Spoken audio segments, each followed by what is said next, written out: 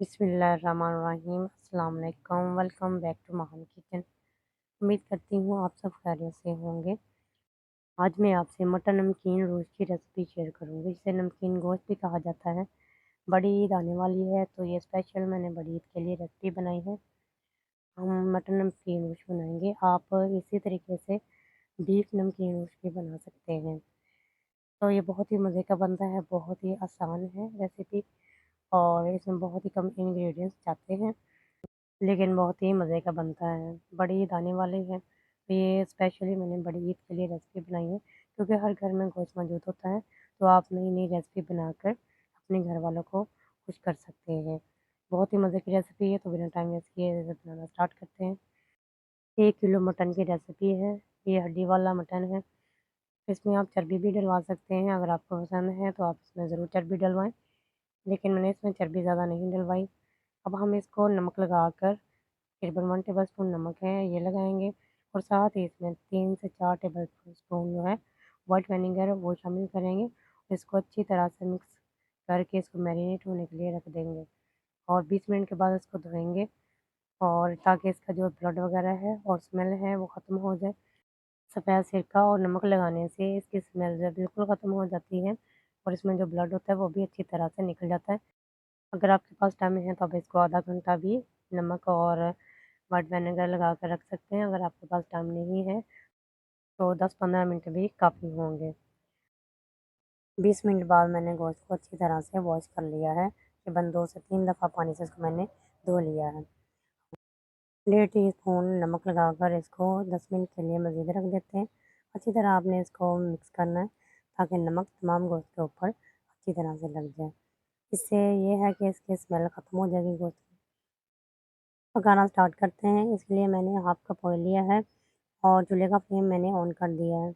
इसमें 2 से 3 पीस अदरक के हम ऐड करेंगे। आप चाहें तो पिसा हुआ भी ऐड कर सकते हैं, क्योंकि तमाम मसाले हमने साबुत ही ऐड करने हैं, तो मैंने अदरक भी इसी तरह से काट के शामिल कर दिया।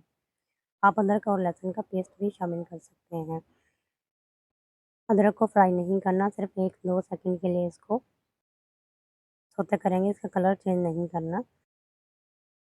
हम गोश्त शामिल कर देते हैं, ताकि ऑयल और अदरक में गोश्त जो है हमारा अच्छी तरह से फ्राई हो जाए। इससे एक फ़ायदा ये भी होगा कि जो गोश्त की स्मेल होती है ना, जो बाकी रह गई है, वो भी ख़त्म हो जाएगी। अदरक की बहुत ही अच्छी सी खुशबू होती है, और जब हम इसको फ्राई करेंगे तो गोश्त की स्मेल जो है वो बिल्कुल ख़त्म हो जाएगी। गोश्त को आपने 3 से 4 मिनट के लिए मीडियम टू लो फ्लेम पर फ्राई करना है। फ्लेम आपने हाई नहीं करना, क्योंकि इससे जो गोश्त है ऊपर से जल जाएगा, अंदर से सही से फ्राई नहीं होगा। इसलिए आपने मीडियम टू लो फ्लेम पर ही इसको फ्राई करना है। सिर्फ 3 से 4 मिनट फ्राई करना है, और साथ ही हमें इसमें दूसरे इंग्रेडिएंट्स ऐड कर देंगे। तकरीबन 4 से 5 मिनट गुज़र चुके हैं। गोश्त हमारा तकरीबन फ्राई हो चुका है, और अब हम इसमें दूसरे इंग्रेडिएंट्स ऐड कर देते हैं। तमाम चीज़ें आपने साबुत ही ऐड करनी है। मटन फ्राई हो गया है, अब हम इसमें प्याज शामिल कर देते हैं। छील कर इसको आपने अच्छी तरह से धो लेना है। तकरीबन 1 पाव प्याज है। एक बड़ा प्याज है, एक छोटा है, तो ये तकरीबन 1 पाव प्याज बन गया है। अब हम इसमें लहसुन भी शामिल कर देते हैं। लहसुन आपने इसमें साबुत शामिल कर देना है। छिलके समेत ही शामिल कर दें। इसको कूटने की या छीलने की ज़रूरत नहीं है। टमाटर भी इसी तरह से इसमें ऐड कर देते हैं। 2 अदर टमाटर हैं, इनको भी आपने अच्छी तरह से वॉश कर लेना है। प्याज को भी अच्छी तरह से वॉश करना है, और लहसुन को भी, क्योंकि हमने इसी तरह ही इसमें ऐड करना है। हम इसमें स्पाइसेस ऐड करते हैं, जिनमें सिर्फ 2 चीज़ें हैं। कुटा हुआ ज़ीरा 1.5 चम्मच, और काली मिर्च भी 1.5 चम्मच है। ये हमने इसमें शामिल कर दी है। इसके अलावा इसमें कोई इंग्रेडिएंट्स नहीं जाएँगे। अब पानी शामिल कर देते हैं। पानी आपने इतना ऐड करना है कि जिसमें गोश्त है वो अच्छी तरह से डिप हो जाए, क्योंकि इसी पानी में गोश्त पकना है। पानी आप थोड़ा-सा इसमें ज़्यादा ही ऐड कीजिए, करीबन इसको 1 से 1.5 घंटा पकने में लगेगा। अगर आप कुकर में पकाना चाहें तब भी आपने इसको 1 घंटा ही पकाना है। अगर आप पतीले में बनाना चाहें तब भी आपने इसको 1.5 घंटा ही पकाना है। फ्लेम आपने दम वाला रखना है, और अब इसको एक उबाल आ जाएगा तो फिर हम इसका फ्लेम जो है वो बिल्कुल लो कर देंगे, और मैं आपको फ्लेम दिखाऊँगी कि आपने इतना ही इसका फ्लेम रखना है, और इसी फ्लेम पर आपने इसको पकाना है। अगर आपके पास मटन नमकीन गोश्त मट्टी की हांडी में बनाया जाता है, लेकिन अगर आपके पास मट्टी की हांडी नहीं है तो कोई मसला नहीं, आप इस तरह से भी इसको बना सकते हैं। आप इसके ऊपर साइडों पर आटा लगा सकते हैं ढक्कन के ऊपर, तो ये फिर भी बहुत ही अच्छा बन जाएगा। अगर आपके पास इतना शीशे का ढक्कन है तो एक इसका सिर्फ एक सुराख है जहाँ से इसकी स्टीम बाहर निकलेगी। आप इसके ऊपर थोड़ा-सा आटा लगा दें, तो वो स्टीम भी बाहर नहीं निकलेगी और इसी स्टीम में गोश्त पक जाएगा। एक उबाल आ चुका है, अब इसका फ्लेम मैं बिल्कुल लो कर दूँगी और आपको दिखाती हूँ कि आपने कितना फ्लेम रखना है। इसी फ्लेम पर आपने इसको करीबन 1.5 घंटा पकाना है। अगर आप कुकर में पकाएँगे तब भी इतनी देर ही आपने पकाना है और अगर पतीले में पकाएँ तब भी।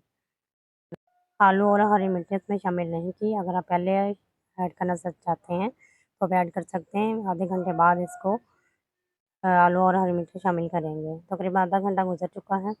हम इसमें आलू और हरी मिर्च शामिल कर देते हैं जिनको मैंने अच्छी तरह से वॉश कर लिया है। अगर आप आलू के छिलके उतारना चाहते हो, आप आलू के छिलके उतार कर भी पका सकते हैं गोश्त में। अगर नहीं उतारना चाहते तो वैसे तो इसी तरह छिलके समेत ही इसको पकाया जाता है गोश्त में। चूल्हे का फ्लेम मैंने हाई कर दिया है इसलिए क्योंकि इसका हमने कवर हटा दिया और इसकी स्टीम बिल्कुल ख़त्म हो चुकी है। जैसे ही इसमें स्टीम बनेगी दोबारा से चूल्हे का फ्लेम बिल्कुल लो कर देना है, जो मैंने आपको दिखाया था। उसी फ्लेम पर आपने इसको करीबन 1 घंटा पकने के लिए छोड़ देना है। तो करीबन 1 घंटा गुज़र चुका है। अब आपको दिखाते हैं कि इसकी यखनी कितनी रह चुकी है। गोश्त भी बहुत अच्छी तरह से गल चुका है और थोड़ी-सी इसमें यखनी बाकी रह गई। यखनी आप अपने हिसाब से भी रख सकते हैं, कम या ज़्यादा कर सकते हैं, लेकिन इतनी यखनी काफ़ी है। अब हम इसको डिश आउट कर लेंगे और इसके ऊपर थोड़ा-सा अदरक गार्निश कर देंगे टेस्ट के लिए। मटन नमकीन रोस्ट बिल्कुल रेडी हो चुका है। अब इसको एक प्लेट में निकाल लेते हैं और इसकी फाइनल लुक आपको दिखाते हैं। मटन रोस्ट एक प्लेट में निकाल लिया है। फाइनली इसकी आप लोग चेक कर सकते हैं, हल्की सी इसमें यखनी है और गोश्त भी आपको मैं चेक करवा देती हूँ, कितना ये गल चुका है। बस आपने इतना ही इसको गलाना है, इससे ज़्यादा आपने इसको कुक नहीं करना। ये देखिए हाथ लगाते ही गोश्त जो है टूट गया है, बहुत ही जूसी और फ्लेवर्ड नमकीन गोश्त बनकर रेडी हो चुका है। बस आपने भी इतना ही इसको कुक करना है, इससे ज़्यादा आपने इसको कुक नहीं करना। बहुत ही सिंपल सी रेसिपी है, इसमें कुछ ज़्यादा इंग्रेडिएंट्स ऐड नहीं किए जाते और ये प्योर ऑथेंटिक रेसिपी है। आप इसको नान या खमीर रोटी के साथ सर्व कर सकते हैं और अपनी फैमिली को खुश कर सकते हैं। बड़ी ईद आ रही है तो आप इस रेसिपी को ज़रूर फ़ॉलो कीजिए, पूरा वॉच कीजिए और ज़रूर इस रेसिपी को आप बनाकर अपने घरवालों को या मेहमानों को पेश कीजिए। अगर आपको मेरी वीडियो अच्छी लगी आप इसको लाइक और सब्सक्राइब ज़रूर किया करें और मेरी नेक्स्ट वीडियो तक के लिए मैं आपसे इजाज़त चाहूँगी। अल्लाह हाफ़िज़, अपनी दुआ में याद रखिएगा और अपना बहुत सारा ख्याल रखिएगा।